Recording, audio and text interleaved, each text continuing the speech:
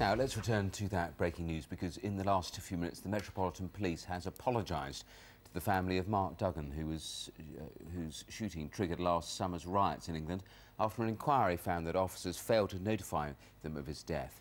Well, speaking just a short while ago, the Independent Police Complaints Commission said that the dead man's mother had continued to hope that he was still alive. Mark's mother told us that she was receiving conflicting messages from various members of the community, and that the lack of formal notification allowed her to hold on to hope. As she told me, a mother's worst nightmare is the police coming to your door to tell you that your child is dead. Because this did not happen, I believe the worst had not happened. What is clear from this case is that a grieving family, suffering from shock, felt very badly treated by the police and by the IPCC. The Metropolitan Police Service has apologised to the family for the way in which Mr. Duggan's parents became aware of his death. And I have told them how very sorry I am that the IPCC did not provide more support to them, nor visit them the day after Mr. Duggan's death. Well, let's get more on this with our Home Affairs correspondent, June Kelly. June, over to you. Well, Matthew, what has become clear in this report, which has been produced by the Independent Police Complaints Commission, is that Mark Duggan's parents were never visited by anyone, by the Met Police. Nobody went round to the house to explain to them what had happened, to go through events of that evening, Thursday the 4th of August, last year. Now, with me is David Lammy, the MP for the area, and he has been reading this report this morning. David Lammy, could you just tell us, first of all, your reaction to what you've read? Well, obviously, what we see is a serious judgment error on behalf of the police and the IPCC. I am pleased that they have upheld the family's complaint. Sad that it's come to this, that the family had to complain. All of us with children understand. It's your worst nightmare that they might die on the street. I think in those circumstances, a Met Police officer really should attend your home and explain what has happened. And of course, had that happened, we might not have seen the march that led to the unfolding of those events in August. You really think that the whole of those events that we saw over those few days might not have happened if Mark Duggan's death had been dealt with better by the Met on that night?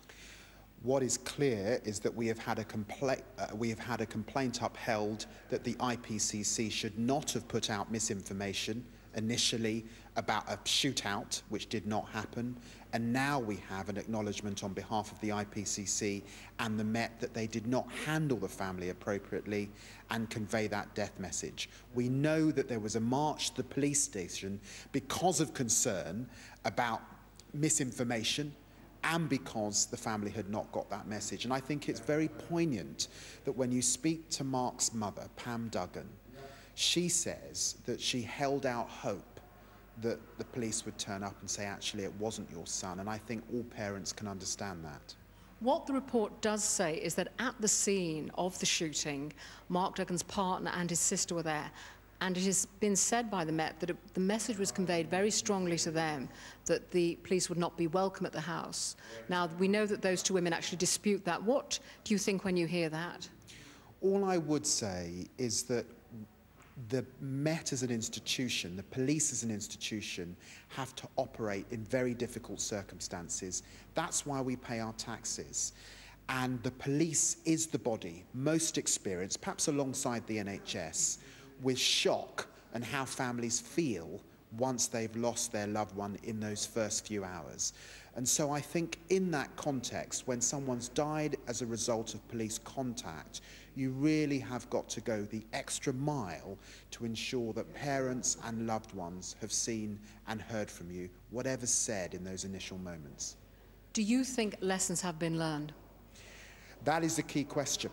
Will this happen again? What is the guarantee? Who is being held responsible? What I'm told by the IPC is that they have issued new guidance and that the police have cascaded that down across the organisation to ensure that right across the country, if someone loses their life, you are entitled to have an officer come to you, particularly if it's following police contact, and explain what has happened. let us see what happens in the coming months and years.